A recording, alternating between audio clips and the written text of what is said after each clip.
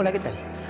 Venía pensando que no importa dónde, en nuestras casas, en la escuela o en el supermercado, siempre estamos rodeados de elementos que estudia la matemática. Nos vamos a encontrar con figuras geométricas, números, líneas, en cualquier lugar a donde miremos. En el programa de hoy nos vamos a ocupar de un elemento que está presente en todo: los ángulos y sus posiciones. Desde siempre la necesidad empujó al hombre. Por eso, cuando el ser humano necesitó contar, creó los números.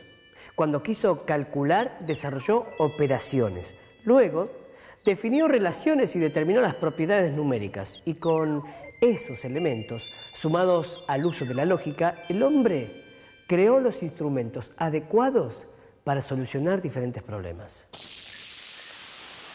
Las primeras referencias a la matemática avanzada y organizada datan del tercer milenio antes de Cristo, en Babilonia y Egipto.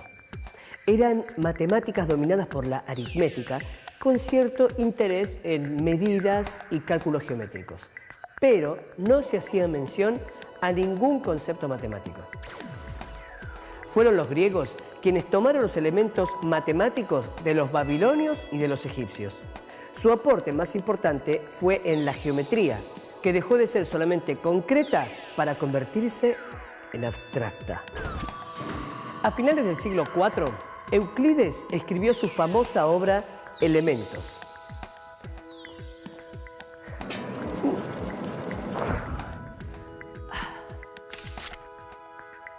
Que reunió la mayor parte del conocimiento geométrico existente hasta ese momento en áreas tan diversas como la geometría de polígonos y del círculo. Aunque parezca mentira, esos conocimientos son la base de la geometría que actualmente se aprende en la escuela, se utiliza en la vida cotidiana y que en honor a Euclides se llama euclidiana. Euclides fue un señor griego que en realidad algunos hasta pusieron en duda que haya existido, es como Shakespeare, porque en realidad lo que hizo fue algo muy importante. Él digamos, reunió todo el conocimiento geométrico de la época, que era un montón, porque bueno, había muchas culturas y muchos pueblos que habían desarrollado algunos conceptos geométricos, habían llegado, por ejemplo, por decir algo, a entender ciertas relaciones. Un ejemplo es el teorema de Pitágoras, que ya lo conocían los babilonios. Pero lo que hizo Euclides, que es muy importante, justamente es esa idea de compilar, de juntar todo el conocimiento y apoyarlo, digamos, en bases sólidas, o sea, hacer de eso una teoría. O sea, fue el primero que realmente hizo una teoría matemática, como se la entiende ahora. En general se decía que los babilonios tenían una matemática que era una mezcla de religiosidad y juego. En cambio, ya los griegos tienen el método, que es el método que usamos ahora, ¿no? O sea, pensar una teoría construida en base a axiomas, y los axiomas permiten demostrar teoremas. Mucho tiempo después de que Euclides escribió su teoría, a raíz de una cierta duda que generó uno de los postulados de Euclides, surgieron nuevas geometrías, que son las geometrías no euclidianas, que uno, como te dije recién, no las usa en la vida cotidiana, pero sin embargo son muy importantes, digamos, en la física. Fueron todo un cambio de paradigma. O sea, Newton se basaba en la geometría euclidiana para construir su sistema, y en cambio Einstein usó una geometría no euclidiana. Euclides basó su geometría en axiomas, es decir, verdades que no debían demostrarse. Solo se aceptaban por ser evidentes para todos. Uno de los axiomas de Euclides, aunque formulado en un lenguaje actual, es: existe una única recta que une dos puntos del plano. Pero para pensar como Euclides, veamos un ejemplo de esta afirmación. En un arco de fútbol hay una sola línea recta posible que puede pintarse en el piso de poste a poste.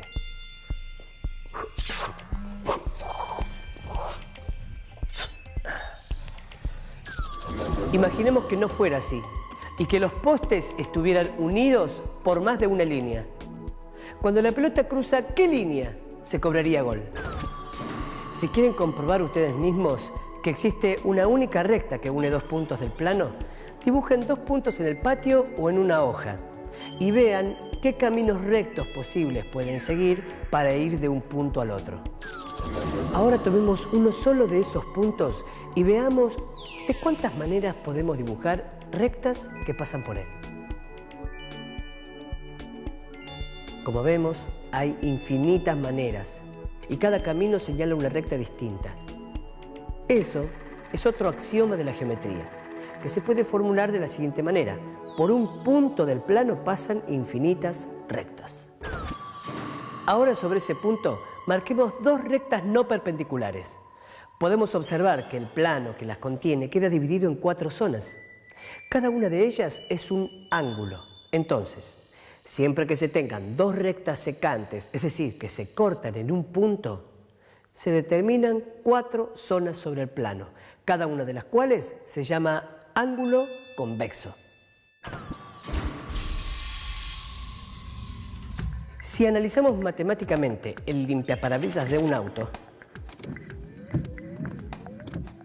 veremos a una semirrecta que gira alrededor de su origen, barriendo una región del plano. Esa región es el ángulo. Tenemos dos semirrectas del mismo origen, con una de ellas fija. Se llama ángulo a la zona del plano que es barrida por la otra semirrecta al girar alrededor del punto fijo, que es el vértice. Ángulos, vértices y rectas son figuras geométricas cuyas aplicaciones prácticas pueden ser muy útiles. Cuando regresemos, veremos sus propiedades.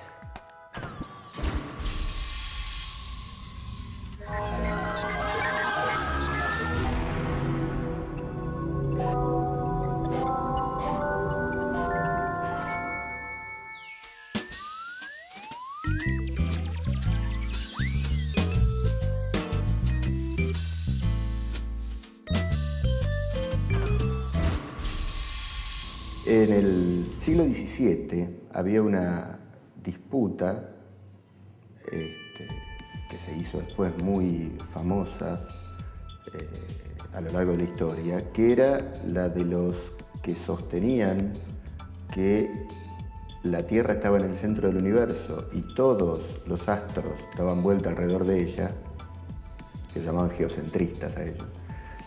Y una nueva propuesta que había aparecido en 1543, que era la de Copérnico, que sostenía que el Sol estaba en el centro y el resto de los astros, o por lo menos el resto de los planetas de nuestro sistema solar, daba vueltas, se trasladaba alrededor del Sol, describiendo órbitas en ese momento circulares. Una de las controversias que se planteó en ese momento era el llamado problema del ángulo de paralaje estelar. El problema no es muy complicado y es un lugar donde se ve la aplicación de ángulos y la relevancia que tenía la medición y el uso de las relaciones entre ángulos. Si uno mira una estrella desde la Tierra en cierta época del año, la va a ver bajo cierta dirección. Y si uno espera 6 meses en que la Tierra se trasladó alrededor del Sol y está en el punto diametralmente opuesto de la órbita, la Tierra estaba acá, ahora se trasladó alrededor del Sol hasta un punto opuesto, y uno mira la estrella de nuevo, para poder observarla va a tener que cambiar la dirección de la visual un cierto ángulo. Ese ángulo que uno tiene que modificar la dirección de la visual es el mismo que el que forman las dos direcciones de la visual desde la estrella a la Tierra en una época y la Tierra 6 meses después. Ese es el llamado ángulo de paralaje. La disputa era que si la Tierra se movía alrededor del Sol, entonces debía haber un ángulo de paralaje. En cambio, si estaba quieta, siempre se lo vería bajo la misma dirección. Y el gran problema fue que en el siglo XVI se veía la estrella siempre en la misma dirección. sea, no había un ángulo de paralaje, o si quieren, el ángulo de paralaje cero. Esto hacía que, por supuesto, los que sostenían que la Tierra estaba fija en el centro, dijeran, ves que la Tierra está fija en el centro, y mientras que los otros tenían que dar algún argumento por qué no se veía eso. Lo que dijeron, por supuesto, fue que el ángulo era demasiado chiquito para detectarlo a simple vista. Y de hecho tenían razón, porque unos 200 años después, en el siglo XIX, alrededor de 1830, se detectó un ángulo de paralaje, lo cual refrendó que la Tierra se mueve alrededor del Sol.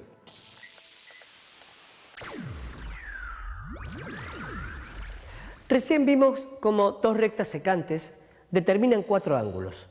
Ahora, tomemos el par de ángulos que tienen un lado en común, al tiempo que sus otros lados los constituyen semirrectas opuestas. Los llamaremos ángulos adyacentes. Analicemos esta situación. Por un lado tenemos a los ángulos alfa y beta que están próximos, pero no son adyacentes, porque no comparten un lado. También están los ángulos delta y gamma, que comparten un lado, pero los otros dos no son semirrectas opuestas. Finalmente encontramos un par de ángulos adyacentes. Si sumamos estos dos ángulos, podemos observar que suman 180 grados, o sea, un ángulo llano. Esto ocurre con cualquier par de ángulos adyacentes, pues los lados que no son comunes son semirrectas opuestas. Dos ángulos que suman 180 grados son suplementarios. Entonces podemos decir que los ángulos adyacentes son suplementarios. Veamos qué ocurre con estos otros ángulos.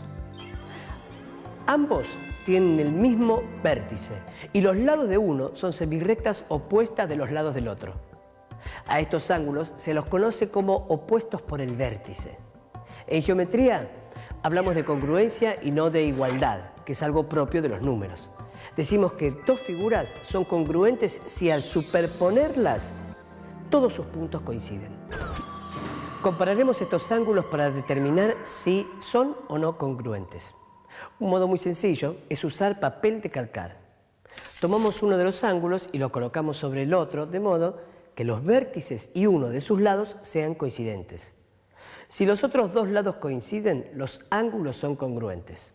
Entonces, podemos decir que los ángulos opuestos por el vértice son congruentes.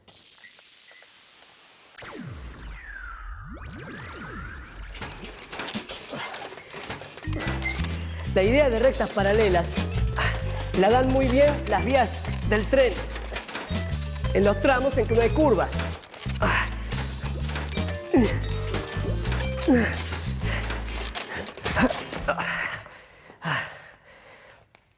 También pueden imaginarse los bordes horizontales de una puerta, las líneas de un pentagrama, los estantes de una biblioteca, los bordes de los escalones de una escalera, los códigos de barras, los renglones de las hojas de una carpeta, pero no son los únicos ejemplos. Si miramos a nuestro alrededor, encontraremos muchos ejemplos más. Otro ejemplo muy cotidiano y que particularmente los nenes más chicos lo pueden llegar a utilizar cuando tenemos algunos programas o algunos jueguitos donde tienen que mover un Pac-Man o una tortuga, originalmente era una tortuga, y lo tienen que orientar para que persiga tal o cual cosa, o que avance o que retroceda. Tenemos que tener muy claro el tema del sentido del ángulo, o sea, hacia dónde quiero que gire, y la amplitud, si es un ángulo de 90 grados, si es un ángulo de 45 grados, si es en el sentido de las agujas del reloj, va a ser un ángulo negativo, si es en el sentido contrario a las agujas del reloj, es un ángulo positivo. Entonces tenemos que tener muy claro porque esas órdenes las tiene que dar el usuario, o sea, el chico jugando, ¿sí? Hace mucho tiempo, cuando se introdujeron estos juegos, en general la orden había que darla por escrito y poner el signo del ángulo y la amplitud del ángulo, ¿sí? Hoy a lo mejor lo hacen más intuitivamente, pero bueno, si giro para el lado contrario, obviamente no voy a alcanzar el objetivo que me propongo con el juego.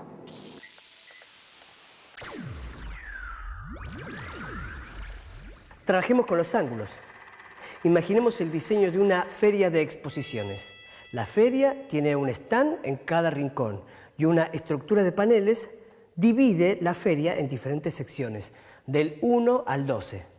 Los paneles A, B y C son paralelos y el panel S corta a los otros 3.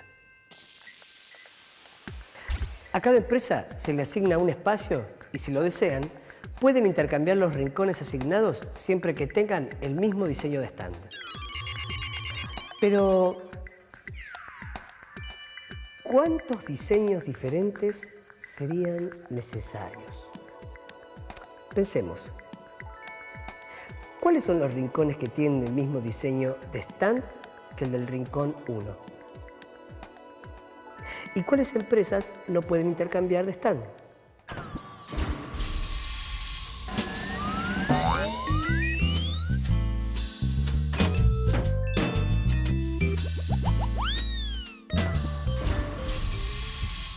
Tenemos dos rectas paralelas llamadas A y B.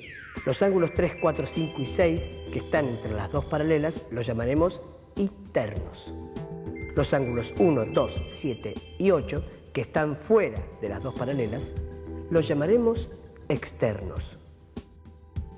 Aquellos ángulos que estén a distinto lado de la transversal o secante S, diremos que son alternos entre sí.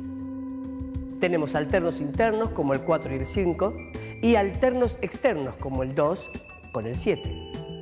Y por último, los ángulos que están del mismo lado de la transversal y un ángulo es interno y el otro externo, diremos que son correspondientes. En nuestro caso, son correspondientes el 1 y el 5, el 2 y el 6, el 3 y el 7, y el 4 y el 8. Ahora que identificamos a todos los ángulos, volvamos al diseño de la feria.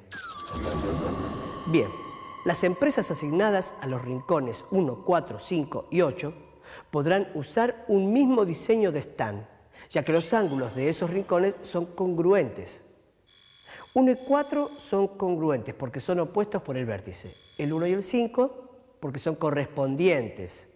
Y el 1 y el 8 porque son alternos externos.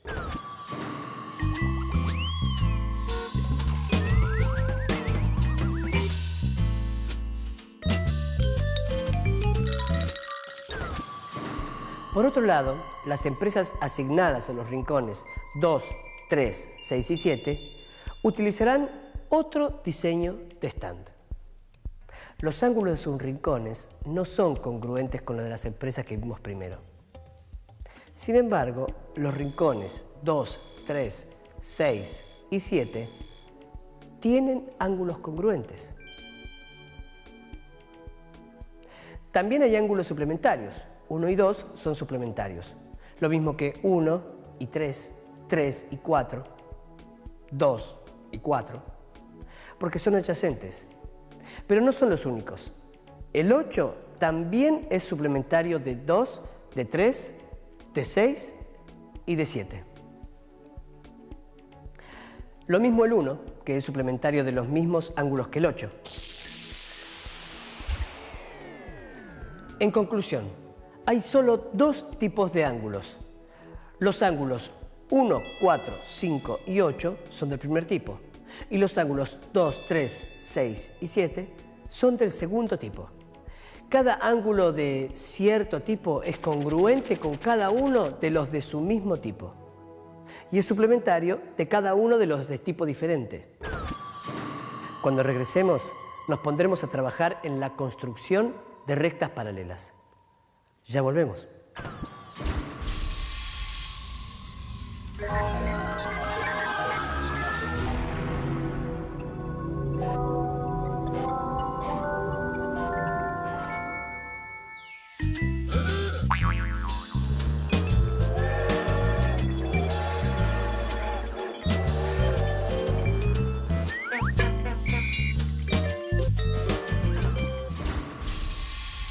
Los ángulos se usaban muchísimo en la antigüedad. Hoy en día uno es escolarmente, los define, los calcula su amplitud, trabaja con ecuaciones, pero en la antigüedad se usaba muchísimo para lo que era orientarse, ya sea los astrónomos o en la navegación, ¿sí?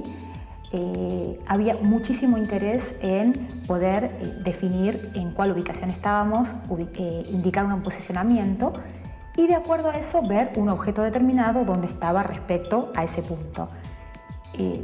En esto se avanzó mucho y se avanzó mucho en los instrumentos de medición de ángulos. También en lo que es en los agrimensores también utilizan muchísimo ángulos para medir los terrenos y otro tipo de superficies.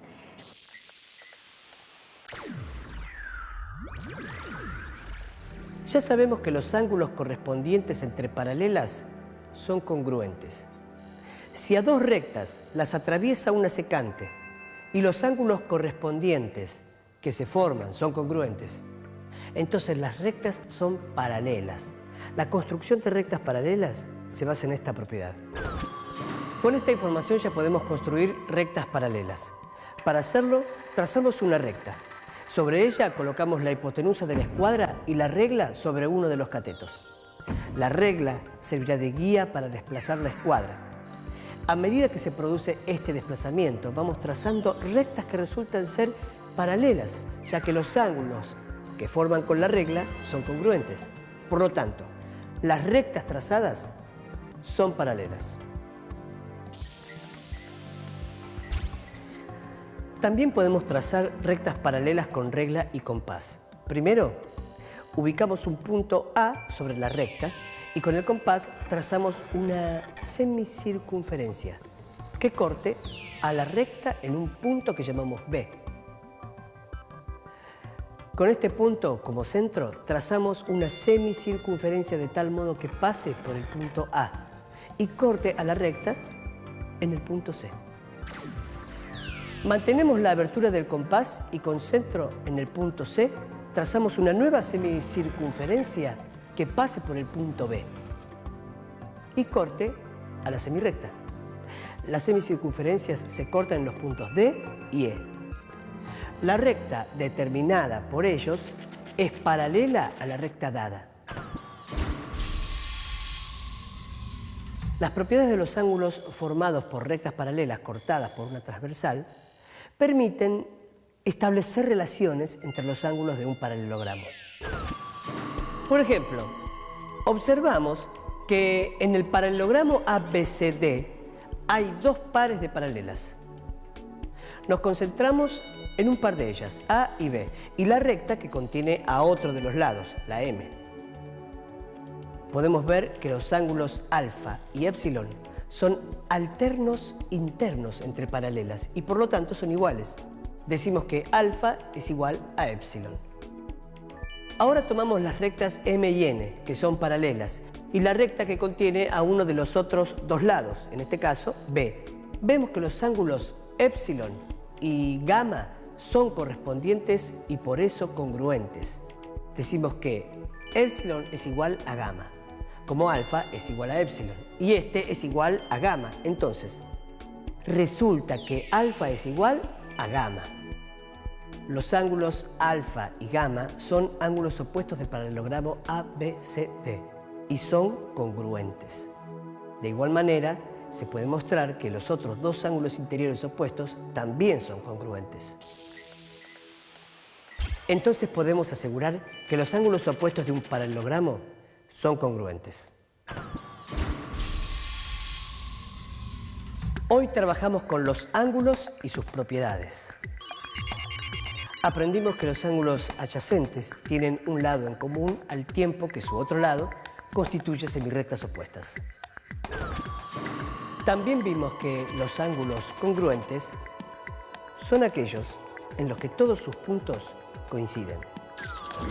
Luego trabajamos con líneas paralelas y aprendimos a dibujarlas.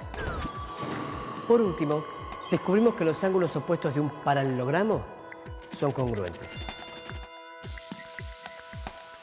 Como vimos, estamos rodeados de rectas y ángulos. Si miramos a nuestro alrededor con un poco de atención, podemos identificarlos rápidamente. Hasta nuestro próximo encuentro.